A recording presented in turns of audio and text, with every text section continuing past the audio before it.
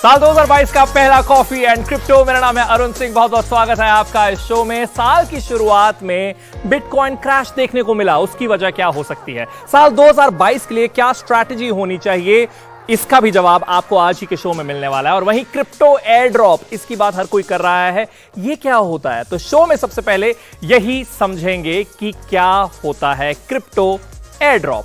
तो सबसे पहले क्रिप्टो एयर ड्रॉप एक तरह का गिव अवे है, क्रिप्टो गिव अवे। ये गिव अवे आपने टर्म इंटरनेट पर अक्सर देखा होगा, कई ब्रांड्स गिव अवे करते हैं, यानी वो फ्री में अपने प्रोडक्ट्स देते हैं, तो उसे गिव अवे कहते हैं। तो ये क्रिप्टो गिव अवे है। अब इसका मकसद नए क्रिप्टो प्लेटफॉर्म या सर्विस के प्रचार या मार्केटिंग के लिए है। कई कंपनियां जो हैं वो कॉन्टेस्ट रन करती हैं, कुछ टास्क देती हैं। ये टास्क एक ट्वीट हो सकता है, ये टास्क ये हो सकता है कि आपको किसी 5 फ्रेंड्स को टैग करना है। तो टास्क पूरा करने पर प्रतिभागियों को मुफ्त क्रिप्टो कॉइन मिलते हैं। तो ये क्रिप्टो एयर ड्रॉप में होता है। अब प्लेटफॉर्म्स, जो नए प्लेटफॉर्म्स हैं, जो नई सर्विसेज हैं, उनको इससे क्या फायदा होता है? सबसे पहले तो फ्री की रजिस्ट्रेशन मिल जाती हैं, क्योंकि लोग फ्री कॉइन्स पाने के लिए रजिस्टर करते हैं और उसकी बदौलत नए रजिस्ट्रेशन मिल जाते हैं ब्रांड को। वहीं प्रमोशन और मार्केटिंग हो जाती है और सोशल मीडिया पर एक बज क्रिएट हो जाता है। और यूजुअली इसके जो टास्क होते हैं वो सोशल मीडिया रिलेटेड ही होते हैं। लेकिन आप एज अ यूजर इसे कैसे अवेल कर सकते हैं? तो सबसे पहले आपके पास वो वॉलेट होना चाहिए जो प्लेटफॉर्म से कंपैटिबल हो। एग्जाम्पल कि अगर कोई प्लेटफॉर्म एथर डिस्ट्रीब्यूट कर रहा है तो आपके पास इथेरियम पर एक वॉलेट होना चाहिए, तो कंपैटिबल होना चाहिए। फिर आपको प्रतियोगिता में भाग लेना है, नतीजे का इंतजार करना है। तो उसके बाद जैसे ही वो सर्विस लॉन्च होगी आपके पास कॉइन्स आएंगे। लेकिन आजकल बहुत सारे स्कैम्स भी चलते हैं जहां पर कहा जाता है कि ये क्रिप्टो एयर ड्रॉप है, यानी फ्री में आपके पास क्रिप्टो कॉइन्स आएंगे। तो वहां पर रिसर्च करना बहुत ज्यादा जरूरी है और स्कैम से बचकर चलना होगा। तो एक बेसिक एक्सप्लेनर था क्रिप्टो एयर ड्रॉप के बारे में। लेकिन हमारे मेहमान के साथ हम चर्चा करेंगे इस पर और इसके रिस्क को भी समझेंगे, इसके एडवांटेजेस की भी बात करेंगे। हमारे साथ अरुण एस देवराजन जुड़ रहे हैं, को फाउंडर है ये मोहैश के। ये एक डीफाई कंपनी है, जैसे डिसेंट्रलाइज्ड फाइनेंस कंपनी है। और मैंने सर्च किया इसके बारे में, तो ये एक संस्कृत वर्ड है, if I am not wrong, जिसका मतलब मनी और वेल्थ है। अरुण, तो सबसे पहले तो बहुत बहुत स्वागत है। आपका नाम बहुत अच्छा है, आप मेरे साथ ये नाम शेयर करते हैं। सबसे पहले मुझे बताइए आपकी क्या अंडरस्टैंडिंग है क्रिप्टो एयर ड्रॉप की? मतलब आप मान लीजिए 10-15 साल पहले फेसबुक जब शुरू हुआ, मैं जब पहले 1000 यूजर में एक था, पहले 1000 यूजर के वो प्लेटफॉर्म को बढ़ाने के लिए, सपोर्ट करने के लिए कुछ इनाम मिला तो, कुछ रिवॉर्ड मिला तो अच्छा हुआ होगा ना। तो वही है एयर ड्रॉप। एयर ड्रॉप मतलब ये रिवॉर्ड है, इनाम है, सपोर्ट करने के लिए, प्लेटफॉर्म बढ़ाने के लिए, सपोर्ट करने के लिए इनाम है। अरुण, भारत में कोई उदाहरण है आपके पास? 3 महीने पहले बाइकॉनमी नाम प्रोटोकॉल, वो प्रोटोकॉल इंडिया में बनाया है। उसका एयर ड्रॉप भी हुआ था, $50,000 का एयर ड्रॉप भी हुआ था, क्योंकि जिन्होंने थोड़ा कोड लिखा था, थोड़ा ट्वीट किया था, थोड़ा कंटेंट लिखा था, जिस भी टाइप में की सपोर्ट दिखाया उस प्लेटफॉर्म के लिए, उस प्रोटोकॉल के लिए, उसके लिए वो प्रोटोकॉल जो चला रहे हैं वो रिवॉर्ड देते हैं। वो ये एयर ड्रॉप। तो जैसे हमने इसके रिस्क की जब बात की, तो ऑफ कोर्स कुछ स्कैम्स भी होते हैं इसके नाम पर। उसके अलावा कोई और रिस्क है अरुण, जिसके बारे में आप हमारे व्यूअर्स को बताना चाहते हैं?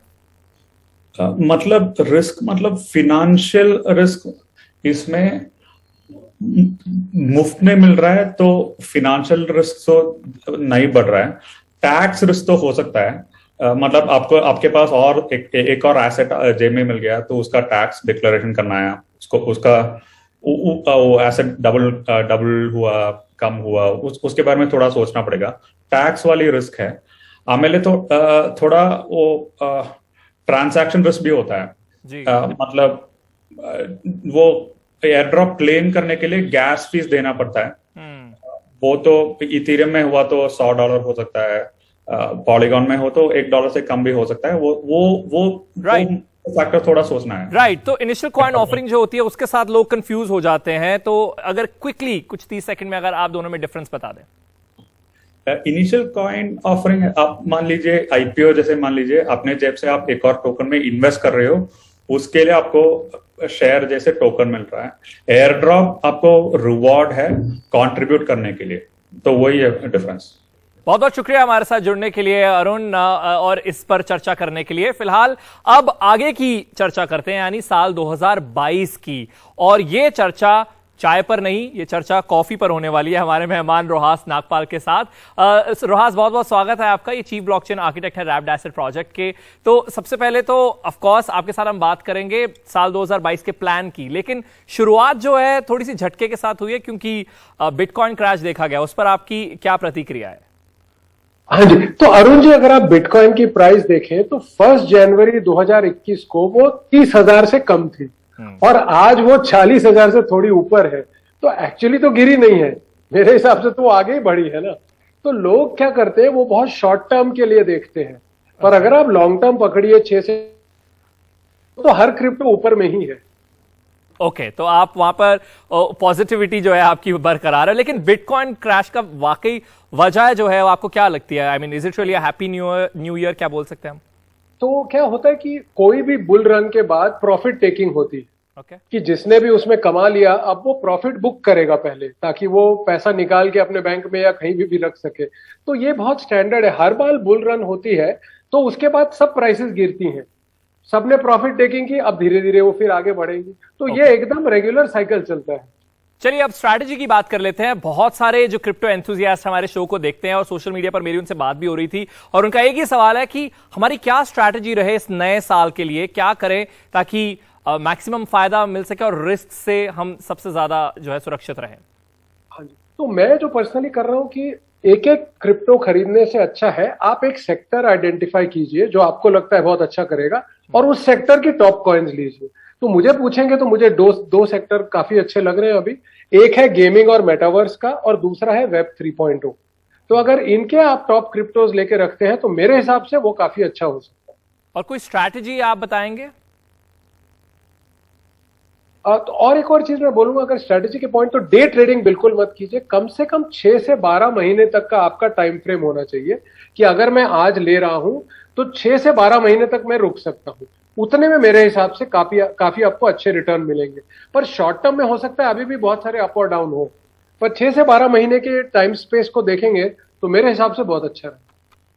ओके, बहुत बहुत शुक्रिया हमारे साथ जुड़ने के लिए रोहास। और आगे आप एक्साइटेड है मेटावर्स के लिए, आपने कहा, लेकिन फिलहाल मैं ब्रेक के लिए रुक रहा हूं। और जैसे रोहास ने कहा मेटावर्स के लिए वो एक्साइटेड है। इंडिया में पहला मेटावर्स कॉन्सर्ट हुआ है और वो किसने कराया है, कौन आर्टिस्ट थे, उनसे आपकी बातचीत कराएंगे और आपके सवालों को हम एक बार फिर से रोहास के पास लेकर जाएंगे हमारे सेगमेंट सवाल जवाब में। कहीं जाइएगा मत, रुक रहे हैं एक ब्रेक के लिए कॉफी एंड क्रिप्टो पर।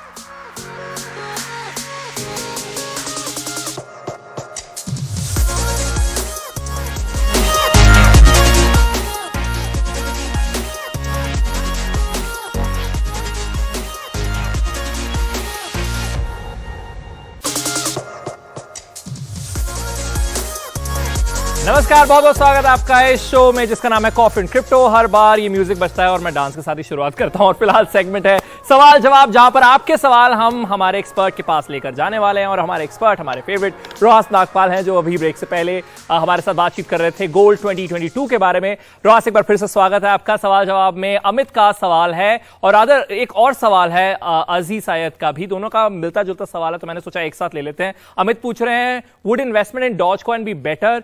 और दूसरा सवाल अजी का है कि which coin is going to give me profit like doge coin? तो डॉज कॉइन की यहां पर चर्चा हो रही है, तो आपके क्या ओपिनियन है इन दोनों सवालों पर? मैं तो बिल्कुल भी नहीं आपको एडवाइस करूंगा कि कोई भी मीम कॉइन में आप पैसा डालिए, डोज कॉइन हो या शिबू हो या कोई भी हो। वो मेरे हिसाब से दुनिया के सबसे ही रिस्की क्रिप्टो माने जाते हैं। Sorry to stop you there. अगर हम यहाँ पर ऑफ कोर्स बहुत बार बात कर चुके हैं मीम कॉइन के बारे में, लेकिन ऑडियंस को अगर बता दें जो भी हमारे साथ जुड़ रहे हैं जिन्हें शायद आइडिया नहीं होगा, तो पहले आप मीम कॉइन ही बता दीजिए और फिर बता दीजिए क्यों आप नहीं रेकमेंड कर रहे हैं इन दोनों को डॉज कॉइन के लिए। तो मीम कॉइन उसे बोलते हैं कि जो इंटरनेट पे आजकल मीम्स चलते हैं या व्हाट्सएप में आप वो देखते होंगे कार्टून जैसी चीजें, अगर उसके बेस पे किसी ने कोई क्रिप्टो बना दिया तो उसको हम मीम कॉइन बोलते हैं। तो मतलब उसका कोई यूज केस नहीं है, बस वो एक कार्टून के ऊपर किसी ने करेंसी बना दी है। तो मेरे हिसाब से तो वो एकदम गैम्बलिंग का सबसे ही खतरनाक बज के ऊपर बेस्ड है। हाँ जी, वो एकदम बज के ऊपर बेस्ड है, तो मैं तो बिल्कुल रेकमेंड नहीं करूंगा। हाँ, तो अभी यहाँ डॉजकॉइन की बात कर लेते हैं, तो उन्होंने यही दोनों में यही पूछा, और हालांकि अगर आजी के जवाब को थोड़ा सा स्पेसिफिकली अगर आंसर करते, उन्होंने बोला which coin is going to give me profit ढूंढ रहे हैं कॉइन्स के जरिए, उन्होंने डॉजकॉइन कहा है। अगर उसके अलावा अगर आप क्या इसका जवाब देंगे? तो मेरे को पर्सनली जो लग रहा है, इस साल में जो मेटावर्स और गेमिंग सेक्टर है और जो वेब 3.0 सेक्टर है, मेरे हिसाब से वो अच्छा करने वाला है। तो आप उस पर फोकस कीजिए, और अच्छे कॉइन्स बहुत हैं उसमें जिनके पास एक बहुत स्ट्रांग प्रोजेक्ट है और जो सही में इस मेटावर्स या वेब 3.0 की दुनिया में बहुत कुछ करने वाले हैं। तो मैं रेकमेंड करूंगा आप उस पर फोकस कीजिए, मीम कॉइन की तरफ मत कीजिए। अगले सवाल की तरफ बढ़ते हैं। दीपाली का सवाल है और वो पूछ रही हैं कि क्रिप्टो में एसआईपी की तरफ जाना चाहिए या फिर बाय द डिप करना चाहिए। SIP systematic investment plan program, और दूसरी तरफ बाय द डिप मतलब जब मार्केट में गिरावट हो तब खरीदना। तो आप क्या कहेंगे कि सिस्टमैटिक तरीके से इन्वेस्टमेंट करते रहना चाहिए या फिर जैसे मार्केट गिरे तो उसकी तरफ बढ़ना चाहिए? ये दीपाली का सवाल है। मैं तो बोलूंगा दोनों ही तरीके से अच्छे नहीं है। मैं उसका रीजन बताता हूं। देखिए, स्टॉक मार्केट जो है वो बहुत है, रेगुलेटेड है और बहुत मैच्योर हो चुका है, तो वहां पे एसआईपी सेंस बनती है। क्रिप्टो एक बहुत ही इमेच्योर, हाईली वॉलेटाइल और काफी नई इंडस्ट्री है, तो एसआईपी तो आप बिल्कुल मत कीजिए इसके अंदर। और दूसरा आता है बाय द डिप, वो तो शायद दुनिया का सबसे खतरनाक एडवाइस होगा किसी के लिए। बाय द डिप का मतलब है कि आपका जो क्रिप्टो है वो जिंदगी भर बस ऊपर ही जाने वाला है, और जब भी वो थोड़ा नीचे आए आप खरीद लो। पर ऐसा हम नहीं बोल सकते हैं। मतलब प्रॉपर्टी जो हो सकता है कि सबसे लिमिटेड एसेट है दुनिया का, उसमें भी कभी ऐसा नहीं होता कि वो परमानेंटली ऊपर ही जाता है। तो क्रिप्टो में तो मैं कभी भी आपको एडवाइस नहीं करूंगा कि आप बाय द डिप कीजिए या आप एसआईपी कीजिए। मैं बोलूंगा आप समझिए, और जो सेक्टर आपको सॉलिड लगता है, उस सेक्टर के जो सबसे अच्छे प्रोजेक्ट है, जिनकी टीम अच्छी है, प्रोजेक्ट अच्छा है, आप उसमें सोच समझ के इन्वेस्ट कीजिए। ये मेरा एडवाइस होगा। जी, बहुत बहुत शुक्रिया रोहास हमारे साथ जुड़ने के लिए, इस सेगमेंट के लिए। और अब आगे बढ़ रहे हैं और हम क्रिप्टो एंटरटेनमेंट की बात करेंगे। इंडिया में हुआ पहला मेटावर्स कॉन्सर्ट। अगर आप हमारे शो को हर हफ्ते देखते हैं तो आपको मालूम होगा मेटावर्स क्या है। ये एक ऐसी दुनिया है जिसे इमर्सिव रियलिटी कहा जाता है, यानी आप वैसे डिजिटली कॉन्सर्ट देखते होंगे, जूम पर आपने कॉन्सर्ट देखे होंगे, लेकिन आपका डिजिटल अवतार जो है एक दुनिया में जाकर उस कॉन्सर्ट को अटेंड करेगा। वो मेटावर्स इवेंट या मेटावर्स इवेंट या कॉन्सर्ट होगा। तो इंडिया में जिन्होंने पहला मेटावर्स कॉन्सर्ट करवाया, आज वो हमारे साथ जुड़ने वाले हैं। लितेश गुंबर हैं, फाउंडर हैं क्रिप्टिक एंटरटेनमेंट्स के। दूसरी तरफ जो आर्टिस्ट हैं स्पर्श दांगवाल, ये परफॉर्म इन्होंने किया इस मेटावर्स कॉन्सर्ट में। तो दोनों का बहुत बहुत स्वागत है। सबसे पहले तो स्पर्श, आपके लिए सवाल, आपका कैसा एक्सपीरियंस था कि जो लोग नहीं समझते हैं तो देखिए, स्पर्श एक अपने कमरे में होंगे और इन्होंने गेयर पहना होगा, लेकिन लोग उन्हें एक स्टेज पर देख रहे होंगे, तो कुछ ऐसी दुनिया मेटावर्स की। कैसा एक्सपीरियंस था स्पर्श आपका? अब जैसे आपने कहा कि मैं अपने कमरे में था और फिर मैं मेटावर्स में एक स्टेज पे था, तो वो चीज मेरे लिए भी बहुत डिफिकल्ट थी सिंक करने के लिए, क्योंकि मैं असल माइक में भी गा रहा था और मेटावर्स में भी मेरे पास एक माइक था। तो जो मतलब वो मेटावर्स का माइक कहाँ पे और असल माइक कहाँ पे, क्योंकि मैंने वीआर गॉगल्स पहने हैं तो मुझे बाहर की दुनिया नहीं दिख रही, मुझे मेटावर्स ही दिख रहा है। तो वो काफी चैलेंजिंग था मेरे लिए, बट हाँ, बहुत सरियल एक्सपीरियंस था। अच्छा, तो अगर अभी हम दिखाई देते हैं हमारे दर्शकों को कि वो जो कॉन्सर्ट है वो किस तरीके का नजर आ रहा था, और उसके बाद हम लितेश से भी बात करेंगे। आइए पहले देखते हैं उस कॉन्सर्ट की झलक। I'm 23 years old and I'm from India, and I've been releasing my own songs for about 1.5 years now. So I'm gonna do some songs for you guys today, and let's see how it goes. Yeah, woo! Okay. Thank you. What do you guys say? All right, so.